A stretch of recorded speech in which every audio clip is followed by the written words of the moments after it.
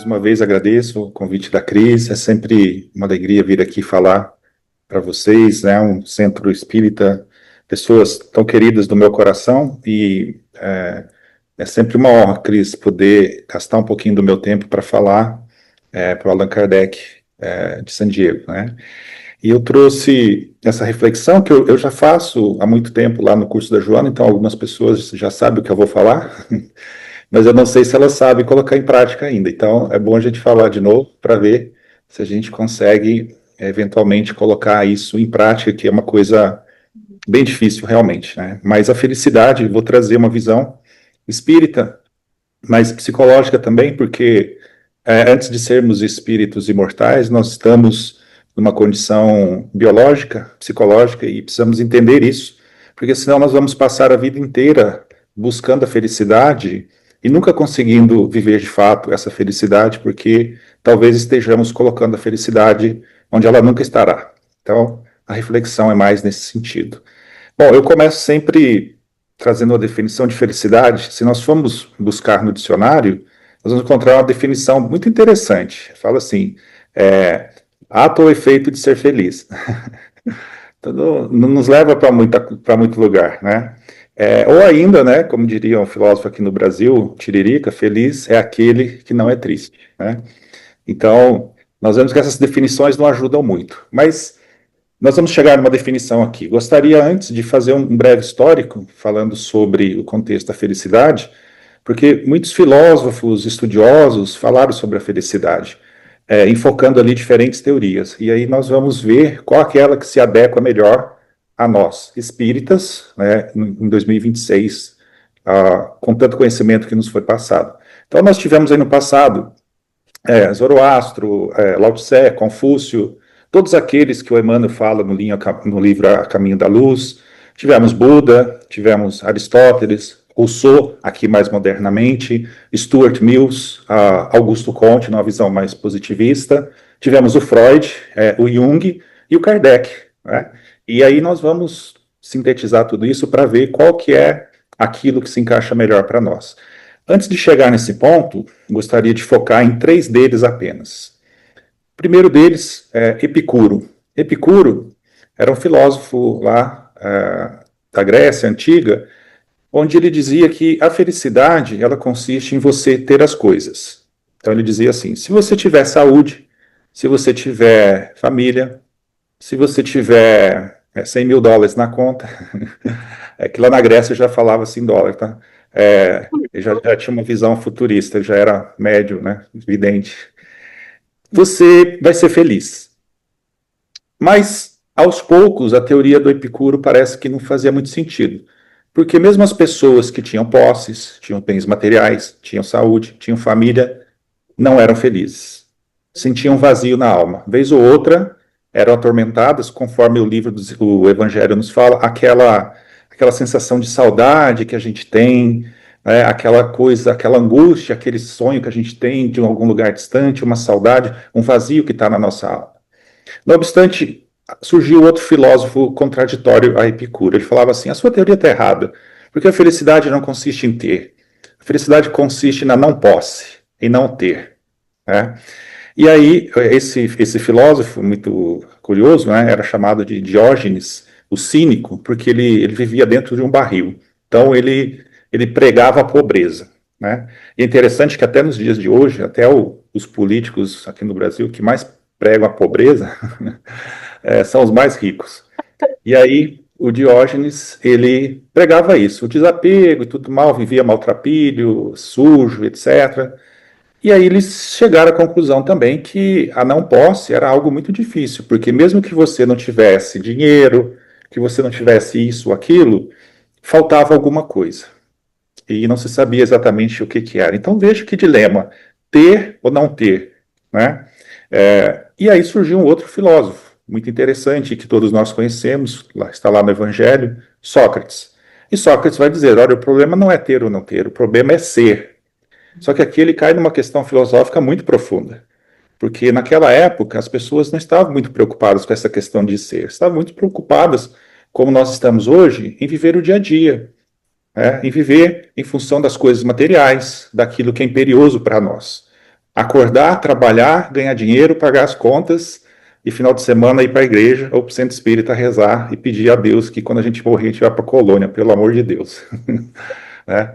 E aí a gente esquece o mais importante, que é essa questão da felicidade, de como é que a gente trabalha isso. Né? Então veja, o Sócrates ele vai pregar ali, o importante não é ter ou não ter, é ser, buscar uma essência maior do que essa que nós vivemos. Eu vou voltar nesse ponto daqui a pouco. Atualmente, né, a questão de ser feliz, ela não está pautada nem no ter ou não ser, ela está pautada em outro verbo, parecer. Né? E nós vemos muito isso nas redes sociais. Uma dependência digital chamada nomofobia. Existem pessoas que ficam doentes se elas não tiverem acesso ao seu celular e que precisa checar várias vezes. E durante a palestra, algumas pessoas farão isso e essas pessoas não vão para o céu. Já ouvi falar aqui no meu ouvido. Então, não pegue o celular, não cheque. Uma dependência digital muito grande, onde a gente tem que responder o tempo todo, tem que checar o tempo todo. Eu costumo brincar, Cris, que quando eu era estudante, eu morava em República, a internet é igual geladeira de estudante. Você sabe que não tem nada lá, mas toda hora você vai lá, abre, olha e fala, né? E abre, olha, só tem água e um prato vazio, com um pouco de café para não cheirar mal a geladeira. Então nós ficamos dependentes digitalmente e toda hora nós checamos a internet. E existe uma necessidade muito grande das pessoas de serem vistas, de serem importantes, de serem notadas, a necessidade urgente de postar o tempo todo, de registrar tudo o que faz em busca de um like que é falso, porque de verdade, eu vou falar uma coisa forte aqui, a gente pode desenvolver depois, ninguém se importa. O like, ele entrou no automático, a pessoa vai lá dar coraçãozinho, ela nem viu o que você postou, ela nem leu, porque ela está muito preocupada com a vida dela, com a correria. Então, está todo mundo doente, refém do coletivo. E esse processo está em nós como uma maneira, e aqui entra o nosso ponto, de compensar o vazio que vai na nossa alma. Porque nós não sabemos buscar ainda o que é o mais importante. E aí nós ficamos reféns dessas coisas. Aquilo que de fato nos alimenta. O que, que alimenta a nossa alma? O que mata a nossa sede? O que nos traz felicidade? Ou melhor, onde é que está a felicidade? Né? É uma busca? Que questão que é essa? Né? Então, a gente não sabe ainda buscar aquilo que sacia a nossa alma, aquilo que mata a nossa sede, como aquele episódio que eu acho um dos mais bonitos do Evangelho, onde Jesus encontra a mulher samaritana no poço, e ele dialoga com ela, e ela reconhece nele o Messias. E então, naquela conversa, ele diz à mulher, mulher, se tu me deres essa água do poço, e beberes essa água, daqui a pouco você vai ter sede, mas se você beber a água que eu tenho para te ofertar, você nunca mais terá sede. Então aqui tem uma premissa de Jesus para a felicidade. Se eu nunca mais terei sede, eu estarei saciado, a minha alma estará saciada. Então vamos entender o que realmente Jesus quer dizer com isso. Bom, feita essa introdução, se eu fizer uma pergunta a vocês aí, quem quer ser feliz aí? Levanta a mão, por favor. Muito bom, é isso aí. Então vejam, diante da resposta de vocês, nós podemos tirar duas conclusões. A primeira delas, que a felicidade é um desejo comum a todos nós, correto? E a segunda resposta, a segunda conclusão, perdão, diante da resposta, é que assim, quem quer ser feliz não é feliz. Né? Então, por que, filhos ingratos da divindade, vocês não são felizes, vocês querem ser felizes? Porque a gente está buscando a felicidade, a gente está em busca da felicidade. E eu tenho uma coisa para falar para vocês que eu não sei se vocês sabem, mas vocês vão morrer. Vocês estão sabendo disso, né? Não quero ser trágico, não. Né? E a morte, ela é igual um ladrão. Você está vivo aqui, amanhã você não está mais. E aí, você viveu de fato o que precisava viver? Você foi feliz? Então, essa é uma questão profunda para a gente pensar e refletir. Né? Então, veja, nós geralmente estamos em busca da felicidade.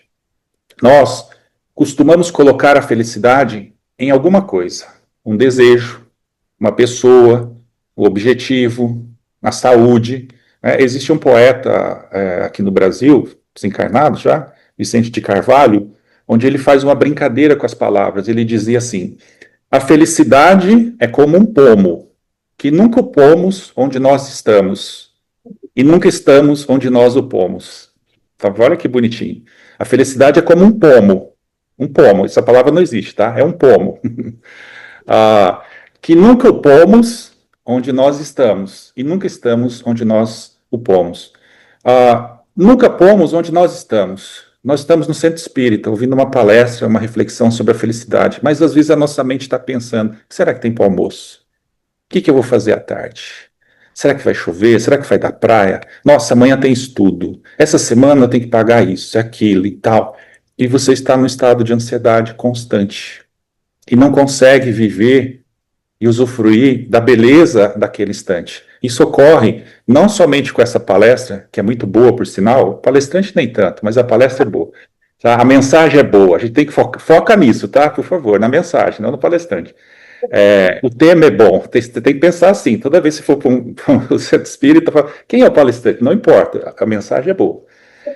Então, a gente não foca naquilo que de fato importa. Então, nós estamos colocando a nossa felicidade em alguma coisa, em alguém. A pessoa fala assim: quando eu casar, serei feliz. Eu sugiro você assistir o curso de segunda sobre a família, porque às vezes você está aí cometendo um engano terrível, colocando a felicidade no casamento. Casamento não é para ser feliz, tá?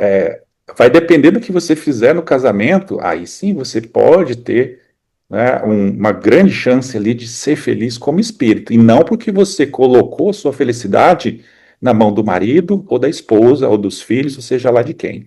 Então, voltando a Vicente Carvalho, é um pomo, né? Nós sempre colocamos onde não estamos, né? E onde estamos, né? Perdão, e nunca estamos onde nós o pomos. Por exemplo, a pessoa fala assim: quando eu fizer 18 anos, eu vou tirar minha carteira de motorista.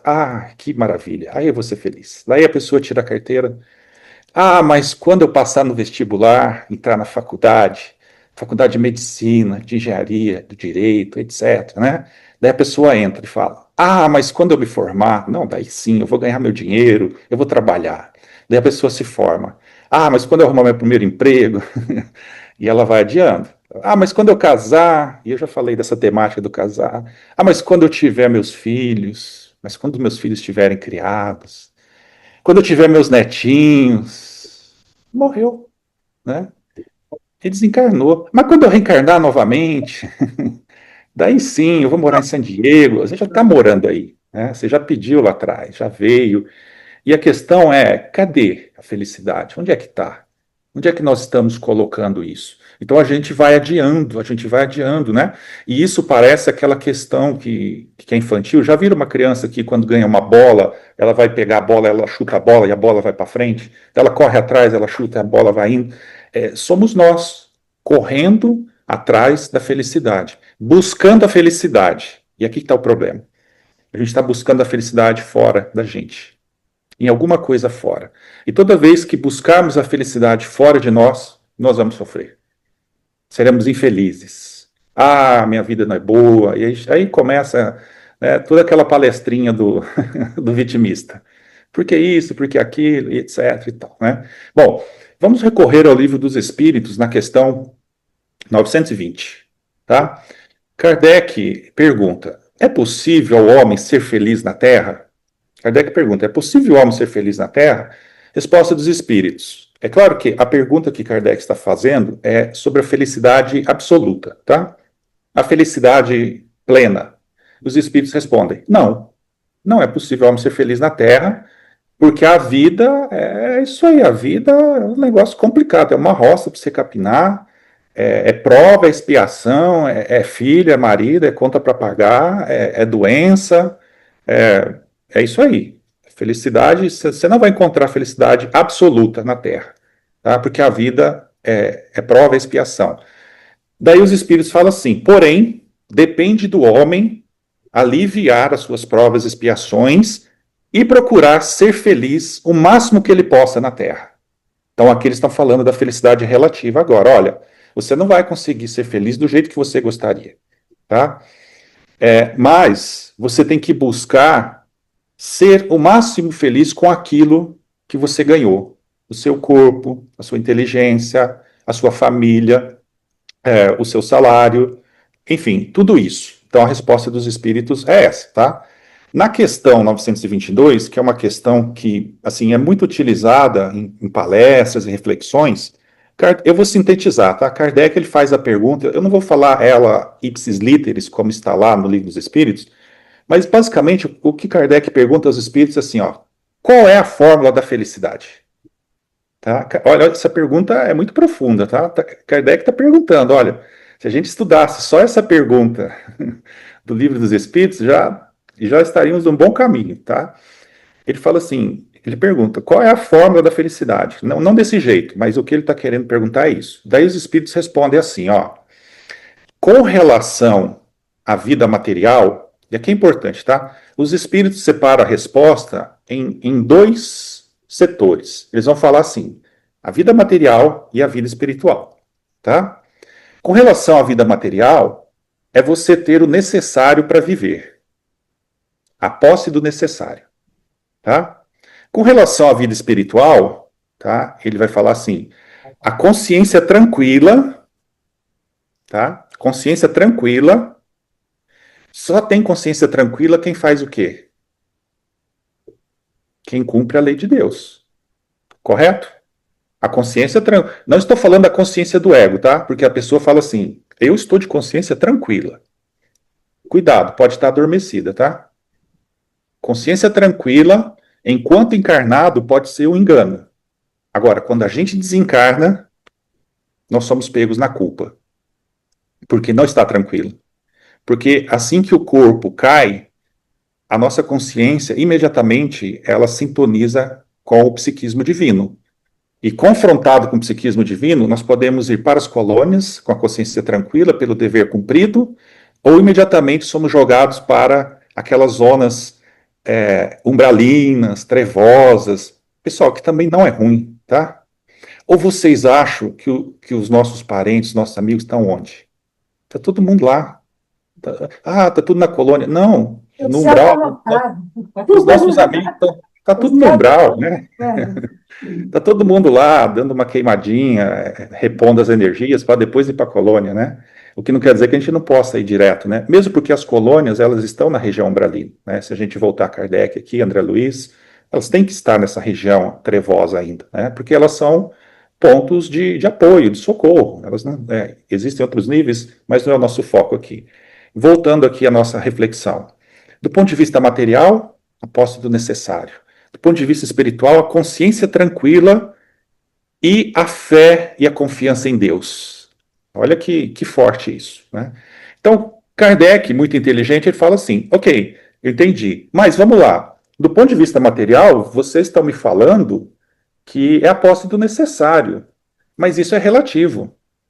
E os espíritos respondem, concordo, é relativo. Porque para uns, ganhar US$ 5.000 por mês está muito bom, para outros é muito, para outros é pouco. Né? Então, a relatividade, para uns, ter uma casa, ganhar um salário mínimo, está muito bom, para outros é pouco. Às vezes a pessoa tem duas casas, mas aí ele precisa de uma terceira casa, tem 4 carros, aí ele quer 5 carros, e ele vai nesse processo por quê? Porque ele está buscando saciar a sua sede, como aquele diálogo de Jesus com a mulher do poço, com coisas fora dele. Está acumulando bens materiais, acumulando posses. E alguém vai dizer assim, Paulo, mas isso é ruim? Não estou dizendo que seja ruim. Não é proibido a gente ter essas coisas. O problema está em focarmos somente nisso. Vivermos exclusivamente para isso. Então Kardec, muito inteligente, fala, olha, você está falando a posse do necessário, mas o necessário para alguns é isso, e para outros é totalmente diferente. Como é que se resolve essa questão? Daí os espíritos superiores falam assim: bom, essa questão ela vai ser resolvida à medida que vocês tomem consciência do que vocês são e o que vocês vieram fazer aqui para trabalhar aí o desapego, né? Porque você vai perceber que às vezes o excesso te faz mal, né?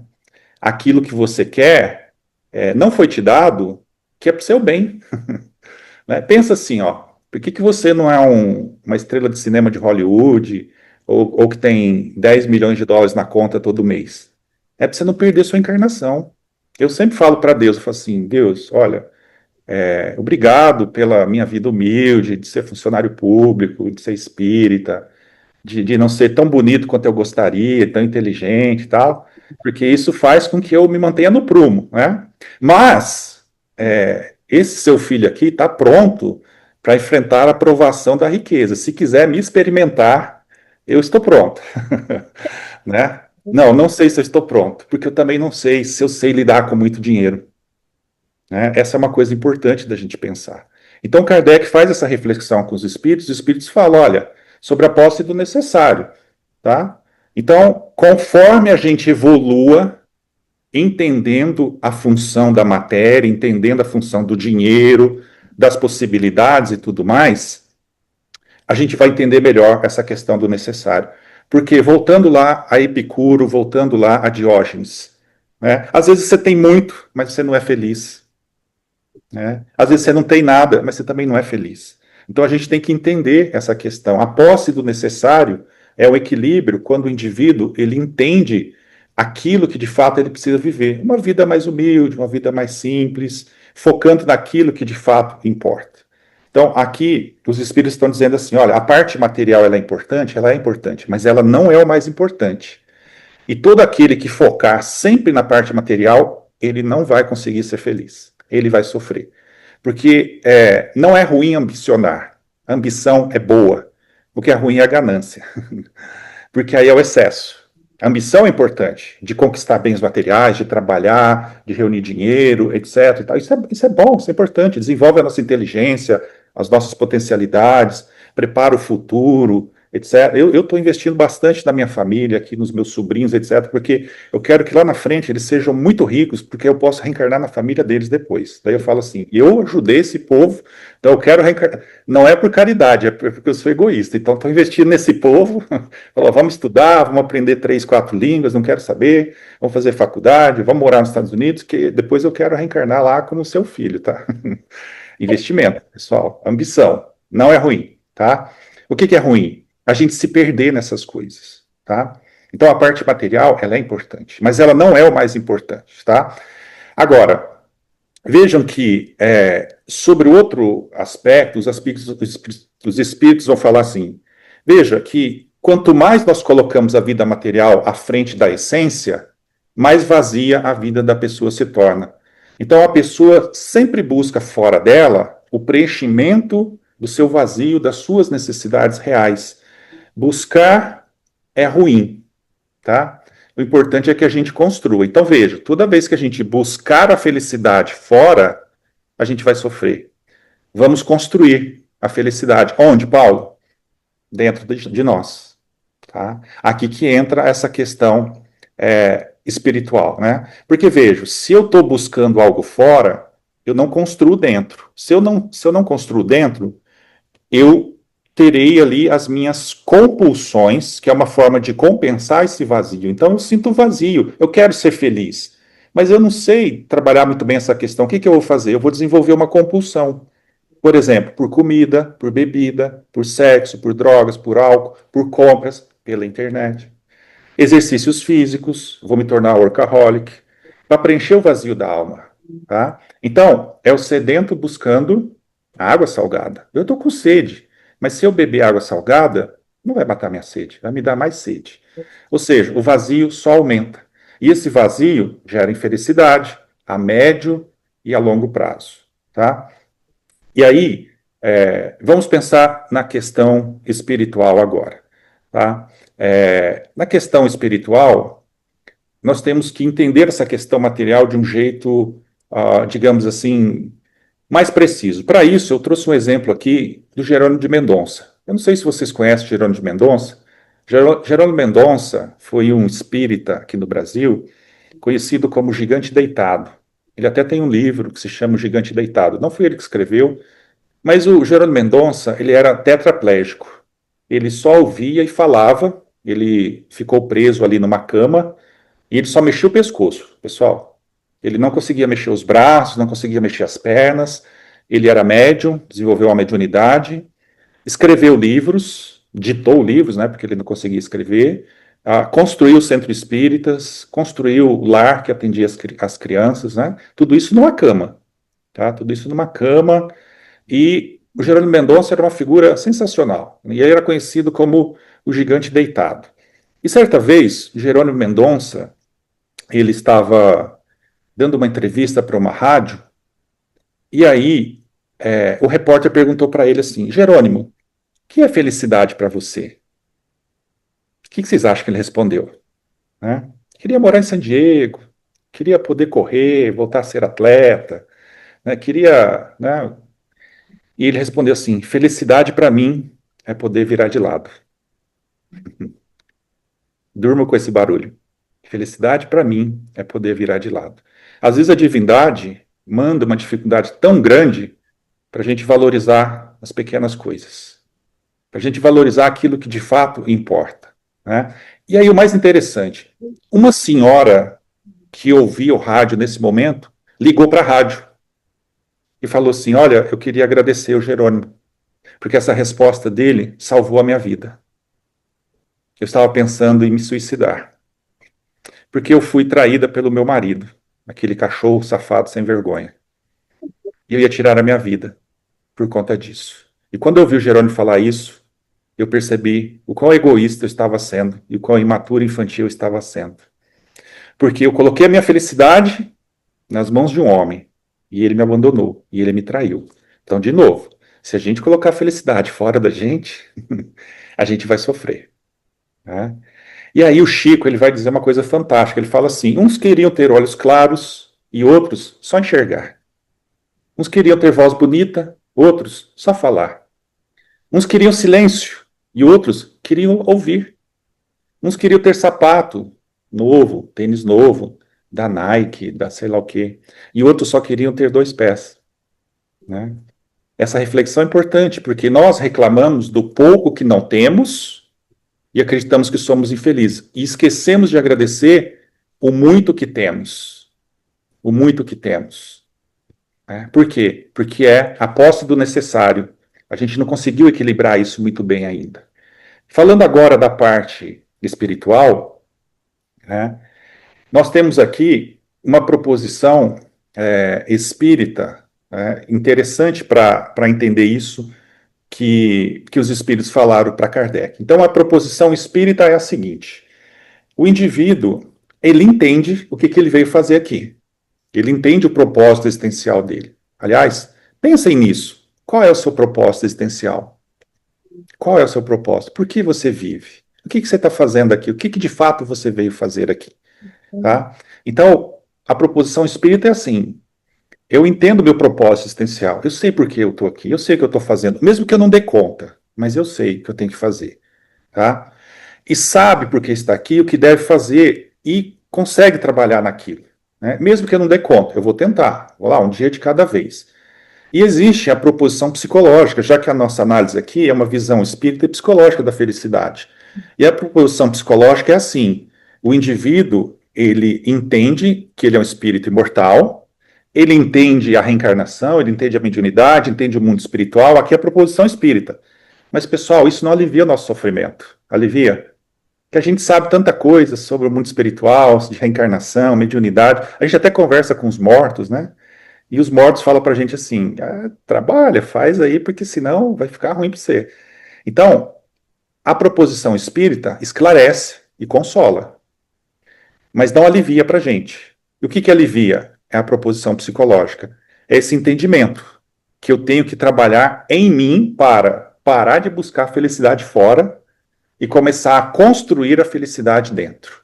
Então, eu entendo e eu vou olhar para isso. Então, a proposição psicológica diz assim: olha, você precisa, né, entender que o caminho não é para fora, é para dentro. A felicidade está dentro, não está fora. Lembrar o Vicente de Carvalho, do pombo. Né? Então, eu paro de buscar e correr atrás e começo a construir. Onde? Dentro. Tá? Dentro de mim. Então eu vou olhar. Eu vou olhar essas questões. Quem é que disse isso? Jesus. Jesus fala assim: buscai primeiro o reino de Deus. Primeiro, ele não está falando segundo. Assim, buscai primeiro o reino de Deus E o que ele diz na sequência? E todo o resto vos será dado por acréscimo. Onde é que está esse reino de Deus? La Jolla, Del Mar, Encinitas, Maldivas, são lugares bonitos. Mas o reino de Deus está lá? Jesus dá a resposta. Ele fala assim: o reino de Deus está dentro de você. Então, como é que eu vou buscar esse reino de Deus dentro de mim? Né? Veja que interessante isso, né? Se nós entendermos essa proposição de Jesus, nós vamos entender ele falando tudo aquilo que está nessa questão 922, ou seja, quando Jesus fala isso, ele está dando ênfase a essa segunda parte da resposta sobre a felicidade, ou seja, né, a consciência tranquila, a confiança em Deus e a fé no futuro. Ou seja, Jesus ressalta que essa parte da resposta é o mais importante, porque ele fala assim: buscai primeiro. Né? Porque se a gente entende essa proposição espiritual, psicológica dessa maneira, a parte material ela fica resolvida. Né? Se eu fico preso na parte material, eu não dou conta da parte espiritual e psicológica. Agora, se eu entendo essa parte espiritual, eu sou um espírito imortal, etc., eu entendi isso aqui, eu já sei bastante coisa sobre isso. Mas eu não consigo ser alguém melhor. Então aqui está o teu desafio. Porque você não foi ao encontro de você mesmo, do reino de Deus. E para ir ao encontro da gente mesmo, né, a gente precisa se conhecer. Então não dá para fugir do autoconhecimento. Veja que na questão 921, Kardec pergunta lá: a gente pode ser feliz na Terra, com a Terra desse jeito? E aí os espíritos respondem, né? Ora, se você praticar a lei de Deus, né, você vai conseguir proporcionar a você a felicidade relativa. Né? E essa felicidade relativa depende da gente construir essa questão dentro de nós. Né? Dentro desse contexto, já caminhando aqui para o final da nossa fala, vamos pensar numa questão aqui. Eu perguntei para vocês no início, quem quer ser feliz? Aí todo mundo, eu levantei a mão aqui, o palestrante induz as pessoas a levantar a mão também. Né? Então a questão é assim, por que você quer tanto ser feliz? Já pararam para pensar nisso? Eu só quero ser feliz. Sim, mas às vezes você está num relacionamento tóxico. Como é que você quer ser feliz numa relação onde você é maltratada, abandonada? Como é que você quer ser feliz numa relação assim? Né? Como é que você quer ser feliz se você faz sempre a mesma coisa? Não muda. Não vai dar certo essa equação. Né? Então está todo mundo querendo ser feliz, só que não sabe como. E por isso que a gente fica buscando coisas, a gente vai experimentando, a gente vai. Vou gerar endorfina, dopamina, e a gente vai fazendo essas coisas, e aí tem momentos de prazer. Momentos de prazer. Prazer é sensação. Felicidade é um estado psíquico, psicológico, é um sentimento, se quisermos chamar assim. Prazer é sensação, a gente confunde prazer, migalha de afeto com felicidade, e a gente vai se perdendo. Então, vejo a lógica de Deus para a paciência e para a felicidade. Eu sempre falo isso no curso. Quando você pede paciência a Deus, o que ele te dá? Um monte de problema. Você já falou assim, né? Deus, me dê paciência e tal, né? Daí a coisa começa a ficar ruim na sua vida. Começa a chegar umas coisas esquisitas, um povo esquisito, brigou com o marido, os filhos daquele jeito, a conta para pagar, dinheiro escasso, perdeu o emprego. Nossa, você fala, oh, Deus, você leu certo o meu pedido aí, né? Porque a lógica de Deus é diferente. A gente conversa de Deus com Deus barganhando. Me dê paciência que eu vou me comportar. Se eu me comportar, você não me pune, você me dá coisas boas, né? Só que a gente esquece a lógica de Deus para a paciência. A paciência é uma virtude. E a virtude, ela precisa ser conquistada. Ela precisa ser trabalhada. É igual o seu corpo. Você quer emagrecer. Então você fala assim: eu quero emagrecer a partir de amanhã, por motivo de saúde, estética, não importa. Eu quero emagrecer. Amanhã você acorda magro? Deus, me dê paciência. No outro dia, não, agora eu sou a pessoa mais paciente do mundo. O espírito tem muito disso, né? A gente lê o evangelho, tá lá. Orgulho e egoísmo é bom ou é ruim? É bom ser orgulhoso? É bom ser egoísta? Não. Chagas da humanidade, diz Kardec. A partir da manhã eu vou ser o quê? Humilde e caridoso. Simples assim. Agora, querer não é poder. Então, Deus me dê paciência. Deus fala assim, ok. Aí vem problema, encrenca e tal. Você fala, Deus, mas não é. Ora, da mesma forma, você quer emagrecer? Precisa fazer dieta, precisa fechar a boca, precisa ter uma reeducação alimentar, precisa ir para academia. Aí você chega na academia, mentaliza você correndo na esteira, fazendo exercício, com muita fé, vou emagrecer. Não é assim que funciona. Você tem que treinar. Paciência também. Daí chega o treino, né? A pessoa terminou um relacionamento, daí ela conhece outra pessoa e fala: Ah, presente de Deus na minha vida. Né? 6 meses dura mais ou menos a paixão, abre a porta do carro, manda flores, certo, tal. Daí fala assim, meu Deus, que demônio é esse que você me mandou, né? É o que você precisa, pra você treinar, pra você perceber que não vai chegar alguém montado no cavalo branco, isso é um mito, e te salvar, e vai te fazer feliz. Não. A pessoa, ela pode acrescentar felicidade à sua vida, mas a felicidade depende de você. Então, a lógica de Deus é assim: você quer paciência, você vai ter que treinar, para você conquistar. Porque a paciência é a ciência da paz. Para você ter paz, você precisa suportar o outro. Você precisa trabalhar essas questões em você. O problema não está no outro, né? E aqui, desde a Grécia Antiga, um filósofo, ele já deu, né, o roteiro para a gente pensar nisso. Ele fala assim, bom, ao invés de você querer ser feliz, o Aristóteles ele vai dizer assim, procure ser alguém melhor. Olha que sensacional isso. Isso se chama eudaimonia. Ele rega ali, ele regra o princípio da eudaimonia. Né? Ou seja, procure ser alguém melhor. Para você ser alguém melhor, ele já está falando de autoconhecimento. Porque estava lá no templo de Delfos. Conhece-te a ti mesmo. Né? Para que o meu Deus interno saúde o seu Deus interno. Ou seja, para que o meu Cristo interno possa reconhecer o teu.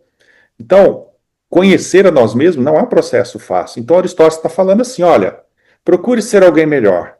Se você for alguém melhor, se você entende que o outro tem dificuldade, se você entende que o outro dá o que tem, e se você entende que você pode não concordar com isso, que você pode se posicionar, que você pode ficar com raiva, uma raiva espírita, tá? Aquela raiva espírita, assim, que a gente não mata mais. Dá vontade de fazer um carinho no pescoço, mas um carinho espírita, assim, né? Que você pode ter medo, que você pode ficar triste, você está se conhecendo. E você se permite ficar com raiva, com medo, triste. E, ao mesmo tempo, você vai entendendo como é que você trabalha essas questões, porque o outro vem, ele te provoca. O outro vem, ele vai mexer em coisas lá dentro de você. Ótimo. Aproveite isso para você se conhecer, para você se equilibrar, para você entender o convite que o outro está te fazendo. Quando você faz isso, você está fazendo aquilo que Jesus falou. Busque primeiro o reino de Deus dentro de você. Vá ao encontro aí das suas encrencas. Vá lá, olhe, porque não é o desejo de ser melhor que vai te fazer melhor. O desejo é importante. Mas a questão 909 do Livro dos Espíritos fala: o que, que falta? A vontade. Né? Tem que ter vontade. A vontade é uma decisão. Ah, mas eu vou ao centro espírita hoje. Mas se não chover, se não der trabalho. Não. Tem que ter vontade. Eu vou atrás, eu corro. Então, Aristóteles fala isso para a gente. Né? Então, vejam, quando a gente faz isso, quando a gente trabalha dentro dessas questões de se conhecer, de se tornar alguém melhor, né? Qual que é o resultado? Né? É o nosso amadurecimento. A gente amadurece emocionalmente, a gente amadurece espiritualmente, né? Conforme o Kardec fala. Reconhece-se o bom espírita como? Pela sua transformação moral, ou seja, já melhorou, e pelo esforço que faz para domar sua má inclinação. O que, que é esse esforço para domar a má inclinação? É procurar se tornar alguém melhor. Para você se tornar alguém melhor, você precisa saber qual é a sua má inclinação. Tá? Se você pedir para o seu parente, seu familiar, para ele elencar as suas más inclinações, ele vai ter uma lista. Fala, tá fácil. Pede para ele fazer a dele. Ah, né? Não sei, tá, talvez, orgulhoso, egoísta, talvez, né? Olha, a gente também tem isso. A gente tem muita dificuldade em olhar e perceber a nossa má inclinação. Mas o Kardec está falando, ó, quais são os esforços que você está fazendo para domar, né, a má inclinação que está aí em você? Não é o seu comportamento dentro da casa espírita, que é bondoso, amoroso, carinhoso, educado, polido, fala baixo, né? Não é isso. É a hora que você chega na sua casa, não tá tudo endemoniado lá, todos os espíritos umbralinos que reencarnaram na sua família, tá tudo lá. Você fala, como é que eu trato esse povo aqui, meu Deus? Né? É isso, é quando você está em contato com você mesmo, né? Se você perguntar para minha irmã mais nova assim, quem é o Paulo Lodge na sua família? Não recomendo que vocês perguntem para ela, porque vocês vão fazer uma ideia muito equivocada de mim, segundo a visão infantil inferior dela, tá? Mas por quê? Porque aqui tem uma persona do Paulo, palestrante, etc. E tal. Mas vai lá e pergunta para o familiar: quem é essa pessoa? Essa pessoa nos conhece. E é por isso que a gente não se dá bem com ela. Porque ela põe o dedo na nossa ferida e a gente não gosta, quando deveria agradecer. Ok, assim também são as pessoas que chegam na nossa vida. E se a gente começa a mudar esse olhar para isso, a gente sofre menos. Por que, que esse demônio chegou na minha vida? É para você evoluir. Não é para você mudar o outro. Às vezes a pessoa começa a terapia, ela fala assim, começa a falar, meu marido é assim, tá, mas não vou mudar seu marido, né? O que que a gente faz com o que ele faz? Como é que você pode lidar com isso? Qual é o convite que tem aqui para você? Essa é a nossa proposição, tá? Por quê? Porque se a gente faz isso, tá? A gente entende que se a gente melhora por dentro, qual é a consequência? É a paz de espírito, é a serenidade, é a tranquilidade, é a paciência. E isso, segundo o Evangelho, é felicidade. Então, enquanto a gente não se aperceber dessa realidade, nós vamos continuar buscando ilusões, fantasias fora, própria da criança mimada, que quer o doce como principal motivo da vida. Né? E quando a criança não consegue o doce, o que ela faz? Ela senta, grita, chora, esperneia, né? E faz birra, etc, etc. Tá? E aí, claro, isso tem repercussões. Bom, 5 minutos para a gente terminar. Nossa síntese final aqui sobre o que a gente falou. Veja, pessoal, eu não consigo falar tudo sobre esse tema porque ele é muito amplo, né? Precisaria aqui de umas 3 semanas, pelo menos, para ir desenvolvendo esses assuntos. Estou tentando fazer uma síntese, mas para provocar vocês sobre esse assunto, né? De vocês pensarem, faz sentido o que o Paulo está falando? Ele falou isso, será que é isso mesmo? Vamos ver, né? Mas se eu pudesse resumir o que eu trouxe para a nossa conversa aqui hoje, poderíamos falar o seguinte, respondendo à nossa pergunta, o que é a felicidade? Né?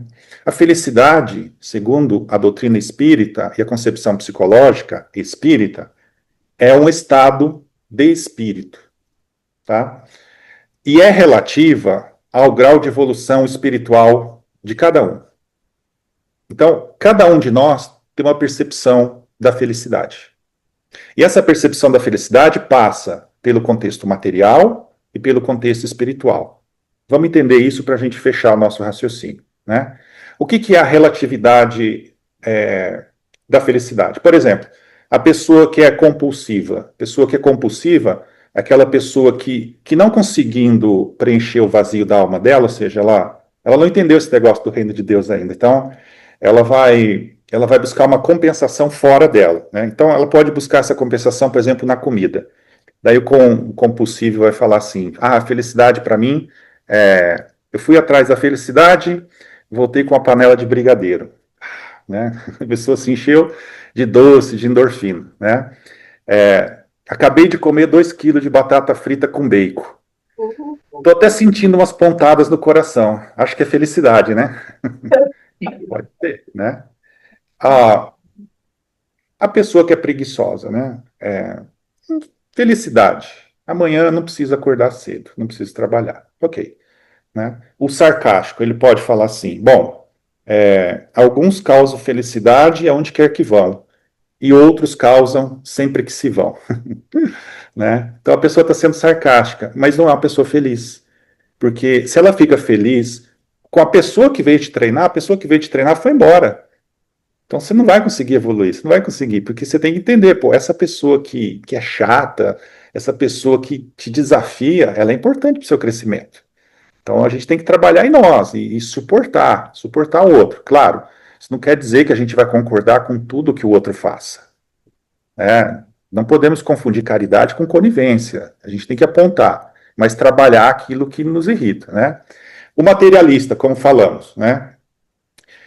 A posse do necessário. A gente tem dificuldade de entender isso, né? Então, nós já entendemos, e a doutrina espírita fala isso, né? Epicuro, Diógenes falaram, dinheiro não traz felicidade, né?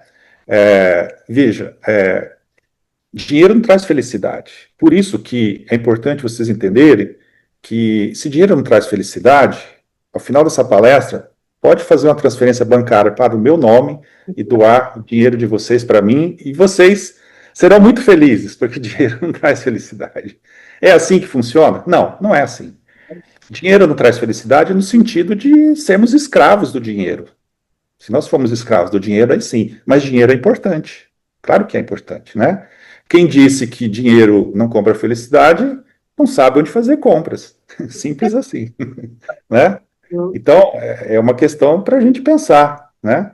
Então, veja, pessoal, existe a relatividade, né, de pensar em tudo isso, né? Aquelas pessoas que depositam a felicidade fora delas, né?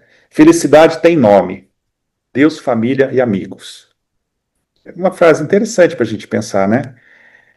Mas acontece uma contrariedade na vida da pessoa, ela já perde a fé. Para de ir ao centro espírita, para de ir à igreja, né? Morre alguém da família, ela já ficou infeliz, perdeu a saúde, já fica depressiva, né? Cadê a felicidade? Se você está colocando a felicidade em Deus, na família e na sua saúde, nós estamos repetindo Epicuro e Diógenes, né? Está colocando fora de você. E claro, a gente entende quando a pessoa fala isso, mas a gente tem que ter um olhar mais profundo. Se eu continuar colocando a minha felicidade fora de mim, eu vou sofrer, tá? Então, quando a gente entende essa proposição, a gente vai olhando aqui os espiritualizados, né? Como Kardec. A nossa felicidade, ela vai ser sempre proporcional à felicidade que conseguimos proporcionar aos outros, né? Leon Denis vai falar isso também, né? Que a felicidade, ela consiste no esquecimento de nós mesmos. Agora, o esquecimento de nós mesmos não é a gente viver como Diógenes dentro de um barril, fazendo voto de pobreza, não é isso. É tirar o nosso ego do centro, tirar o nosso orgulho, o nosso egoísmo do centro, começar a pensar em nós como indivíduos que estamos aqui para investir naquilo que ainda nos aprisiona a Terra. O que te aprisiona a Terra? Voltando lá atrás, qual é o teu propósito existencial? Por que você está aqui? O que você está fazendo? Não para construir bens materiais, mas assim para construir a sua felicidade verdadeira. Né? E para fazer isso, você precisa ir ao encontro de você mesmo, saber o que te aprisiona ainda. É orgulho? É egoísmo? Ok. Como é que você trata isso? Como é que você olha isso? Como é que você faz para se libertar do orgulho e do egoísmo? É fazendo caridade? Olha, tem muita gente fazendo caridade a vida inteira. Continua orgulhoso, continua egoísta. Porque ele está fazendo caridade para ir para o céu. Ele está fazendo caridade com raiva. Cris, tem que ir para o México mesmo? Pô, só que a pessoa vai com mau humor, com ódio, mas está fazendo caridade, tá? Ok. Fazer a caridade é ruim? Não. Vai ter mérito? Claro, vai ter mérito. Mas o que faz com essa raiva, com esse orgulho, com esse egoísmo? É isso que tem que trabalhar. Então, nosso propósito existencial é ir ao encontro desse reino de Deus que está dentro. Né? E veja, voltando aqui à relatividade, Jerônimo de Mendonça. Para mim, felicidade é poder virar de lado. Né? Finalizando aqui, pessoal, a nossa conversa de hoje. Quanto mais materializado é o indivíduo, mais ele vai colocar a felicidade nas coisas da matéria e fora dele. Ok? Se vocês puderem guardar só essa fala final minha, eu já fico muito feliz. né? Então, quanto mais materializado é o indivíduo, mais ele vai colocar a felicidade nas coisas da matéria e fora dele, em pessoas, um carro, um projeto, etc. O que não quer dizer que essas coisas sejam ruins. O que não quer dizer que nós não possamos aproveitar as coisas da matéria. Fazer um churrasco, sair com os amigos, viajar, ter dinheiro, isso é importante, tá? Mas não é o mais importante, tá? Isso são acréscimos. A parte material, pessoal, eu vou usar um número aqui, tá? Mas é só uma referência. A parte material é 20%. É 20% da felicidade. Se você está focando nos 20%, você não é um bom empreendedor. Você não está conseguindo gerenciar bem a sua reencarnação. 80% está na parte espiritual e psicológica. Se você está investindo só em 20%, sua empresa ela vai falir. Ela vai dar errado. Tá? Então, veja, a parte material, ela produz uma parcela de felicidade. Ter dinheiro é bom, ter coisas materiais é bom. O problema não está nisso. O problema está em querer apenas isso e viver apenas para isso. Ou seja, tentando compensar algo dentro de nós. Daí nós vamos sofrer. Agora, quanto mais espiritualizado é o indivíduo, mais ele buscará felicidade dentro dele e naquilo que é importante para o espírito. As coisas externas da matéria, elas não perdem o valor, mas elas são colocadas onde elas devem ser colocadas. Onde que as coisas materiais devem ser colocadas? Na posse do necessário. A gente ainda tem dificuldade de entender isso, tá? Lá no livro Jesus no Lar, no item 19, tem um capítulo lá chamado A Receita da Felicidade. E tem lá o Tadeu, e ele pergunta a Jesus, mestre, o que eu faço aqui para ser feliz e tal? Daí Jesus fala para ele assim, Tadeu, se você quer ser feliz, faça para os outros aquilo que você gostaria que fosse feito a você. Desse jeito. Então veja que Jesus reafirma a nossa tese. Você quer ser feliz? Proceda para os outros como você quer que procedam com você. Ou seja, procure ser alguém melhor. Para você ser melhor, você precisa aprender a amar o próximo, tá? E amar o próximo, pessoal, não é como a gente tem aprendido, né? A gente vai tentar amar o próximo, qual que é o problema? O próximo. Tá? A gente vai tentar amar o próximo, não deu. Próximo. Não é isso. Tá? Não é assim que a gente ama o próximo. Se a gente fizer assim, a gente vai estar sempre adiando, né? Para você aprender a amar o próximo, você precisa amar a si mesmo primeiro.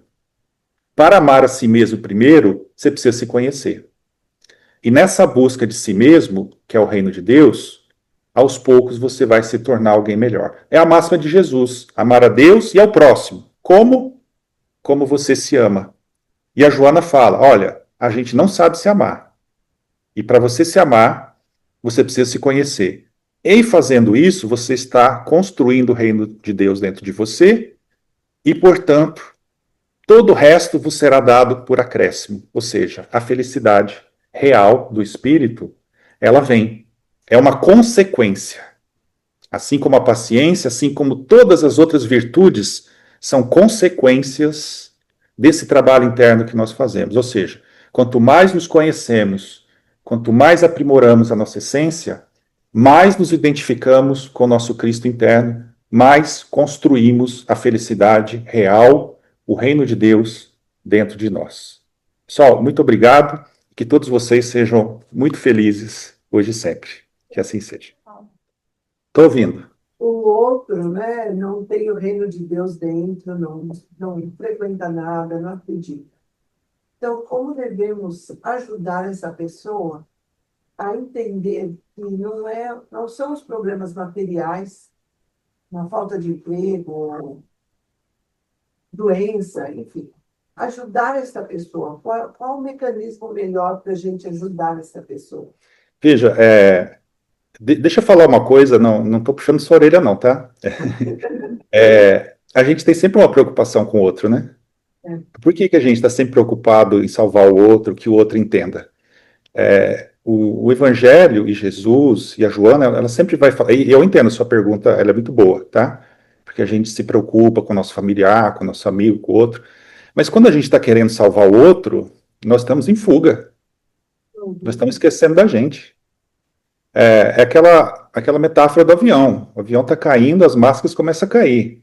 A gente corre colocar a máscara no outro. Você vai morrer. Para você ajudar o outro, coloca a máscara primeiro em você e viva o exemplo.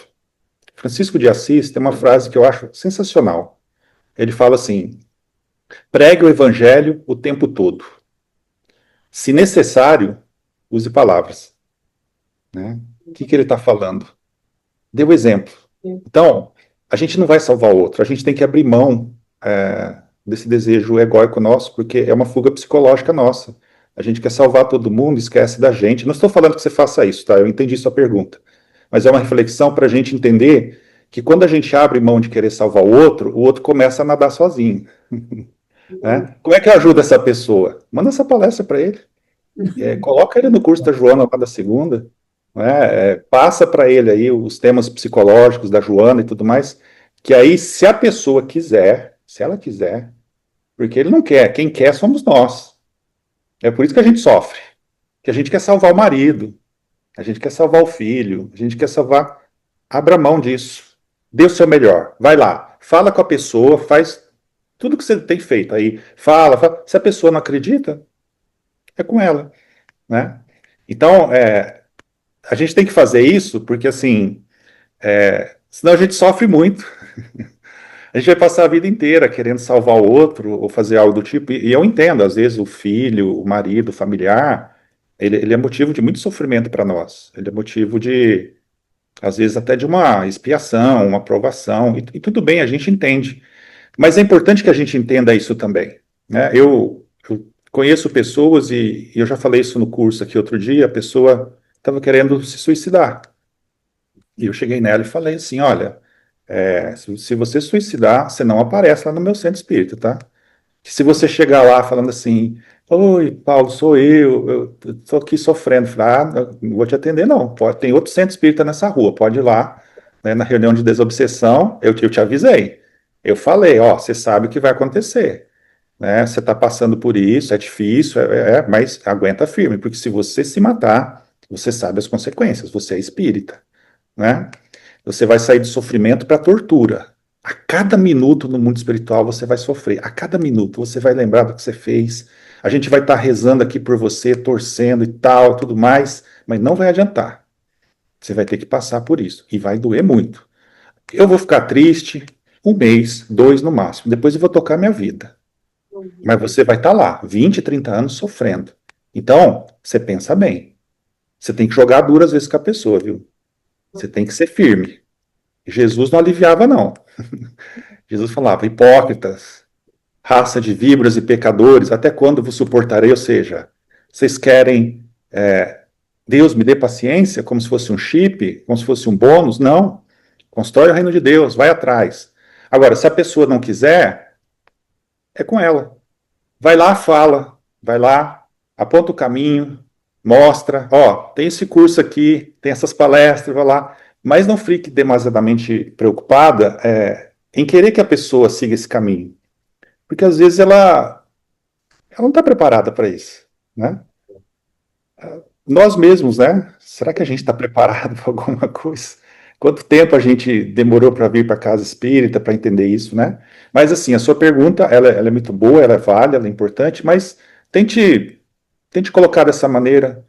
Fale, instrua, dê uma dica de vez em quando, mas o mais importante, lembre que se a pessoa não quiser, Jesus pode aparecer na frente dela e falar assim: vamos, meu filho. Fala assim: não, mas hoje tem Super Bowl, talvez depois, né, do Super Bowl, não sei, deixa passar esse mês está muito apertado, né? Eu vejo quantas pessoas falam: não, Paulo, segunda-feira apareço no curso. Esse ano não deu, né? Daqui a pouco estamos virando o século. Enfim, então a pessoa tem que querer. Questão 909, a vontade. A nossa parte, Francisco de Assis, se necessário, né, use palavras.